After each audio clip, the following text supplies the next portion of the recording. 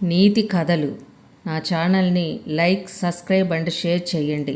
Comment కూడా చేయండి. ఇక కథలకు వెళ్దామా?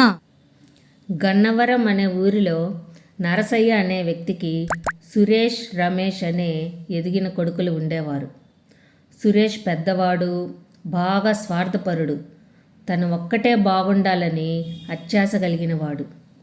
రమేష్ చిన్నవాడు, చాలా మంచి గుణాలు కలిగినవాడు. అందరితో కలుపుగోలుగా ఉండేవాడు. అయితే నరసయ్య చివరి రోజుల్లో కొడుకులిద్దరికీ చిరో 2 ఎకరాల పొలం ఇచ్చి కనుమూశాడు. కొడుకులిద్దరూ ఎవరి పొలాల్లో వాళ్ళు పొలం పండించుకుంటూ ఉండేవాళ్ళు. అయితే సురేష్ కంటే రమేష్ ఎక్కువ ధాన్యం పండించి బాగా డబ్బులు సంపాదిస్తున్నాడు. అది చూసి సురేష్ ఓర్వలేక ఇలా అనుకున్నాడు, నాన్న చనిపోతూ వాడికి మంచి పొలం ఇచ్చాడు.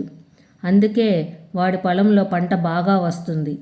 వెళ్ళి ఎలాగైనా ఆ పొలాన్ని నా సొంతం చేసుకోవాలని అనుకొని నేరుగా తమ్ముడితో విషయం చెప్పాడు.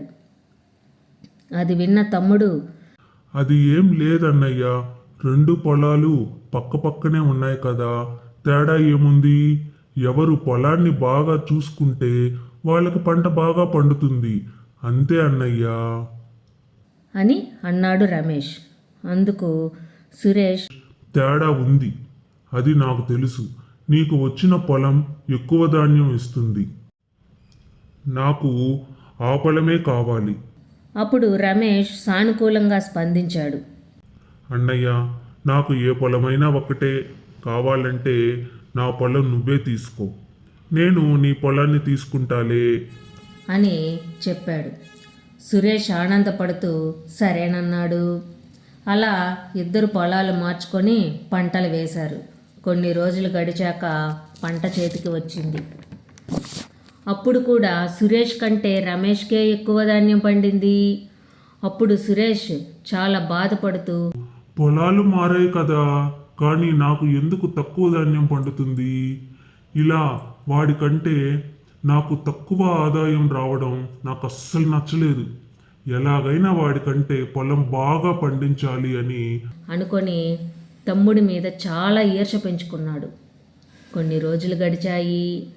అన్నదమ్ములు ఈ సంవత్సరం కూరగాయల పంట వెయ్యాలని అనుకొని వాటి విత్తనాల కోసం సర్ది కట్టుకొని పట్టణానికి నడకదారిన బయలుదేరారు. అలా కొద్ది దూరం వెళ్ళగానే సురేష్కి బాగా ఆకలి అవుతుంది. తమ్ముడు, నాకు బాగా ఆకలిగా ఉంది, తిని ముందుకు సాగుదాం. అన్నయ్య, నాకు కూడా బాగా ఆకలి వేస్తుంది. అదిగో అక్కడ పెద్ద చెట్టు ఉంది, అక్కడికి వెళ్ళి తిని విశ్రాంతి తీసుకుందాం పదా అంటూ ముందుకు వెళ్ళి చెట్టు కింద ఆగి సంచిలో నుంచి సద్దన్నం బయటకు తీశారు. పక్కనే చెట్టు కింద పడుకున్న ఒక ముసలాయన వీళ్ళని గమనించి నెమ్మదిగా లేచి సురేష్ దగ్గరకు వెళ్ళాడు. నాయనా, నేను తిని 2 రోజులు అవుతుంది, చాలా ఆకలిగా ఉంది, నాకు 2 ముద్దలు పెట్టండి బాబు, మీకు పుణ్యం ఉంటుంది అంటూ చాలా ఆయాసపడుతూ అడిగాడు.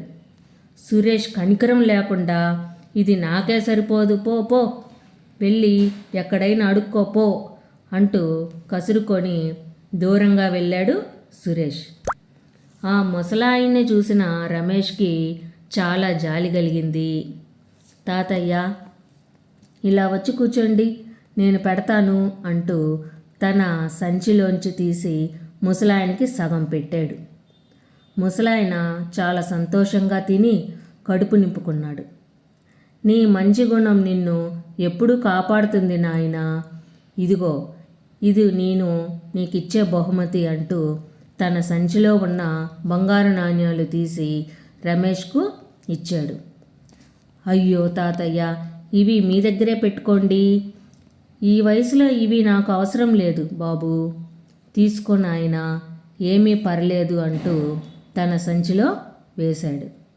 అది చూసిన సురేష్, అయ్యో, ఆ ముసలోడికి నేను అన్నం పెట్టుంటే ఆ బంగారం నాకిచ్చేవాడు, ఎంత తప్పు చేశాను అంటూ లేచి తన సద్దిని తీసుకొని ముసలాయన దగ్గరికి వెళ్ళాడు.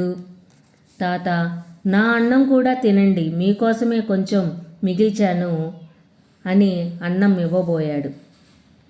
ఆ ముసలాయన అది తీసుకోకుండా, వద్దు బాబు, నా కడుపు సంపూర్ణంగా నిండింది, ఇక నేను వెళ్ళొస్తాను అంటూ అక్కడ నుంచి వెళ్ళిపోయాడు.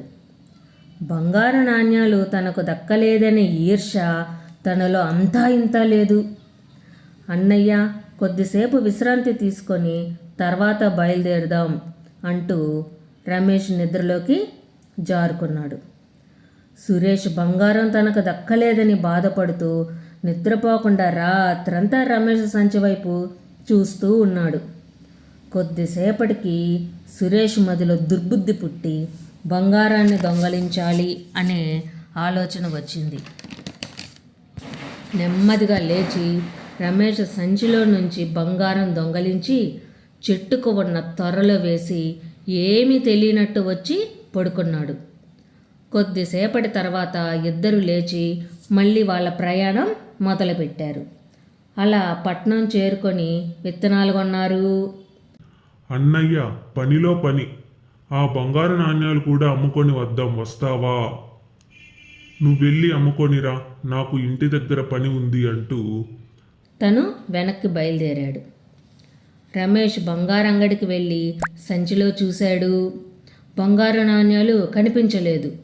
అయ్యో, అందులోని బంగారు నాణ్యాలు ఎటుపోయాయి? దారిలో ఎక్కడైనా పడిపోయాయో ఏమో, వెతుక్కుంటూ వెళ్తే సరి అని అనుకొని ఇంటికి బయలుదేరాడు. సురేష్ దారి వెంట వేగంగా నడుస్తూ, త్వరగా ఆ నాణ్యాలు తీసుకొని ఇంటికి వెళ్ళిపోవాలి, ఆలస్యమైతే వెనకాలే వాడు వచ్చే అవకాశం ఉంది అనుకుంటూ గబగబా నడుస్తూ ఆ చెట్టు దగ్గరికి చేరుకున్నాడు. వెంటనే ఆ చెట్టు త్వరలో చేయి పెట్టి నాణ్యాలు అందుకోవాలని చూశాడు. ఆ చెట్టు త్వరలో పెద్ద నాగుపాము నిద్రపోతూ ఉంది. సురేష్ చెయ్యి పాముకు తగలడంతో వెంటనే లేచి చెయ్యి మీద కాటు వేసింది. దాంతో సురేష్ పెద్దగా కేకబెట్టి నోటి నుంచి నురగ కక్కుతూ అక్కడే పడిపోయాడు. ఇంతలోనే అటుగా వచ్చిన రమేష్ తన అన్నయ్యను అలా చూసి చాలా కంగారు పడ్డాడు. అన్నయ్య లే, అన్నయ్య ఏమయ్యింది? అన్నయ్య, తమ్ముడు నన్ను పాము కరిచింది, కాపాడురా అంటూ అర్థించాడు. వెంటనే సురేష్ని తీసుకొని పరుగున వెళ్ళి వైద్యుని వద్దకు చేర్చాడు రమేష్. త్వరగా వైద్యం అందడంతో సురేష్ ప్రాణాలతో బయటపడ్డాడు. కొద్దిసేపటికి సురేష్కి మెలకువ వచ్చి రమేష్తో ఇలా అన్నాడు. అమ్మో, నేను ప్రాణాలతో ఉంటానని అస్సలు అనుకోలేదు. తమ్ముడు, నన్ను క్షమించరా. నేను క్షమించడం ఎందుకన్నయ్యా? నువ్వేం తప్పు చేశావని? నేను నీకు నమ్మక ద్రోహం చేశానురా, అందుకే దేవుడు నాకు ఇలా చేశాడు. అన్నయ్య, మీరేం మాట్లాడుతున్నారో నాకేం అర్థం కావడం లేదు అని రమేష్ అన్నాడు. అందుకు సురేష్ తాను చేసిన పొరపాటుని వివరించాడు. అది విన్న రమేష్ అన్నయ్య మీద ఏ మాత్రం కోప్పడకుండా, అన్నయ్య, సరే, అయ్యిందేదో అయ్యింది, ఇక దాని గురించి మర్చిపోండి. నీకేదైనా కావాలంటే నన్నే అడగండి, నీకంటే నాకేది ఎక్కువ కాదు, సరేనా అని రమేష్ చెప్పాడు. తమ్ముడి యొక్క మంచి మనసు చూసిన సురేష్ సిగ్గుతో తలదించుకున్నాడు. ఆ రోజు నుండి బుద్ధి తెచ్చుకొని ఈర్ష్యా ద్వేషం లేకుండా తమ్ముడితో ప్రేమగా కలిసిమెలిసి ఉండేవాడు. ఈ కథలోని నీతి, ఒకరిని మోసం చేయాలని చూస్తే అది తిరిగి మనకే ప్రమాదం తెస్తుంది అని ఈ కథ ద్వారా మనం తెలుసుకున్న నీతి. ఇలాంటి మరిన్ని వీడియోస్ కోసం నా ఛానల్ని లైక్, సబ్స్క్రైబ్ అండ్ షేర్ చేయండి. మళ్ళీ కలుద్దాం. బాయ్.